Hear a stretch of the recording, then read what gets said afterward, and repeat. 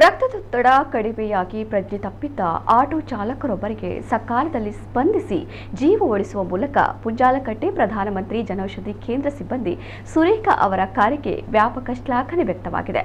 ಪುಂಜಾಲಕಟ್ಟೆ ಜನೌಷಧಿ ಕೇಂದ್ರಕ್ಕೆ ಆಟೋ ಚಾಲಕರೊಬ್ಬರು ತನ್ನ ಅಣ್ಣನಿಗೆ ಔಷಧಿ ಖರೀದಿಸಲು ಬಂದಿದ್ದು, ಔಷಧಿ ಪಡೆದುಕೊಂಡ ನಂತರ ಚಿಲ್ಲರೆ ಹಣ ನೀಡಲು ಆಟೋದ ಬಳಿಗೆ ತೆರಳಿದ ವೇಳೆ ಅವರು ಅಸ್ವಸ್ಥಗೊಂಡಿದ್ದರು. ಇದನ್ನು ಕಂಡ ಸುರೇಖಾ ಇತರ ಸಿಬ್ಬಂದಿಯ ಸಹಾಯ ಪಡೆದು ತಕ್ಷಣ ಅವರನ್ನ ಒಳಗೆ ಕರೆದುಕೊಂಡು ಬಂದು ರಕ್ತದೊತ್ತಡ ಪರಿಶೀಲಿಸಿದರು.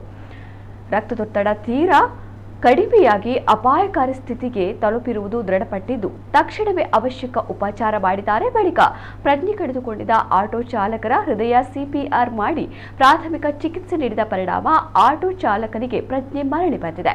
ನಂತರ ಅವರನ್ನ ತಜ್ಞ ವೈದ್ಯರ ಬಳಿಗೆ ಹೋಗಲು ಸೂಚಿಸಿದ್ದಾರೆ. ಸುರೇಖಾರವರ ಸಕಾಲಿಕ ವೈದ್ಯಕೀಯ ನೆರವಿಗೆ ಸ್ಥಳೀಯರು ಶ್ಲಾಘನೆ ವ್ಯಕ್ತಪಡಿಸಿದ್ದಾರೆ.